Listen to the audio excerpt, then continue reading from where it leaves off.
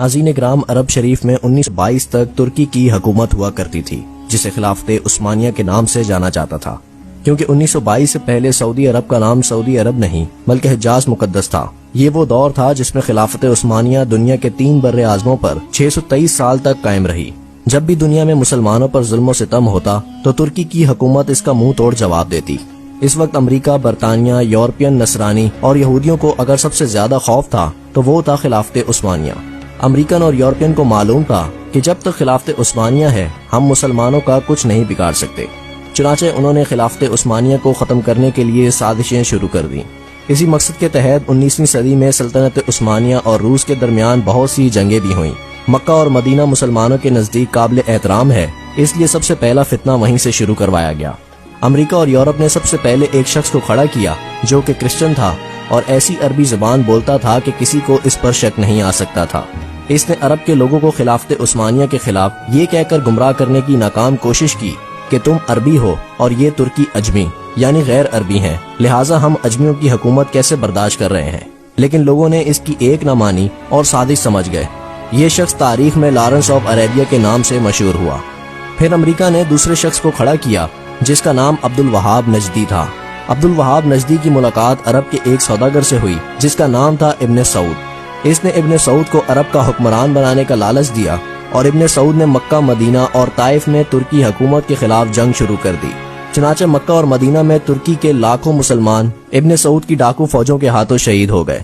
جب ترکی نے دیکھا کہ ابن سعود ہمیں عرب سے نکالنے اور خود عرب پر حکومت کرنے کے لیے مکہ، مدینے اور طائف کے بے قصور مسلمانوں کو شہید کر رہا ہے، تو ترکی نے عالمی طور پر یہ اعلان کر دیا کہ ہم اس پاک سرزمین پر قتل و غارت پسند نہیں کرتے۔ چنانچہ اس وجہ سے خلافت عثمانیہ کو ختم کر دیا گیا، جس کے نتیجے میں 40 نئے ممالک وجود میں آئے۔ خواتین و حضرات، یہ وہ وقت تھا جب حجاز المقدس کا نام 1400 سال کی تاریخ میں پہلی بار بدلا گیا۔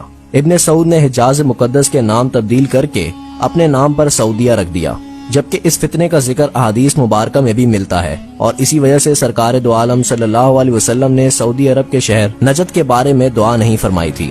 اسی نجد شہر میں عبد الوہاب نجدی پیدا ہوا، جسے انگریزوں نے ایک نئے مذہب کی بنیاد دلوائی، اور یہی شہر مسلمہ کذاب کی جائے پیدائش بھی ہے۔ لیکن دنیا بھر کے مسلمانوں کی آنکھوں میں دھول چونکنے کے لیے اس نجد شہر کا نام تبدیل کر کے الریاض رکھ دیا گیا، جو کہ آج کل سعودی عربیہ کا دارالحکومت ہے۔ چونکہ ناظرین، حرمین شریفین کے جن دروازوں کے نام صحابہ کرام اور اہل بیت کے نام پر تھے، ان کا نام آل سعود کے نام پر رکھ دیا گیا۔ آپ یہ ساری معلومات انٹرنیٹ کے علاوہ تمام تاریخ کی کتابوں میں بھی پڑھ سکتے ہیں۔ انگریزوں نے اپنی سازش کی کامیابی پر 1962 میں لاس آف عربیہ کے نام سے فلم بھی بنائی، جو کہ بہت زیادہ مقبول ہوئی۔ ان سب کے بعد یہود النصارہ کو عرب میں آنے کی اجازت مل گئی۔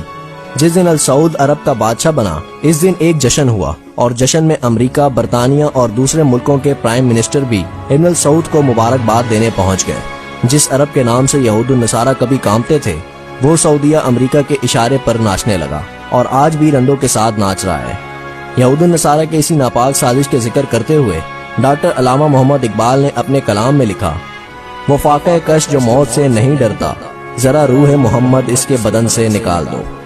فکر عرب کو دے کر فرنگی تخیلات، اسلام کو حجاز و یمن سے نکال دو۔ دوستو، علامہ محمد اقبال کے اسی شعر کے ساتھ ہماری آج کی اس مختصر سی ویڈیو کا اختتام ہوتا ہے۔ اللہ تعالیٰ مسلمانوں کو ایسے فتنوں سے محفوظ فرما کر پھر سے خلافت کی دولت عطا فرمائے، اور ہمیں ماضی کے تلخ حقائق کو سمجھنے کی عقل عطا فرمائے، آمین۔ دوستو، یہ تھی ہماری آج کی ویڈیو پسند آنے کی صورت میں ویڈیو کو فیس بک اور واٹس ایپ پر ضرور شیئر کیجیے گا۔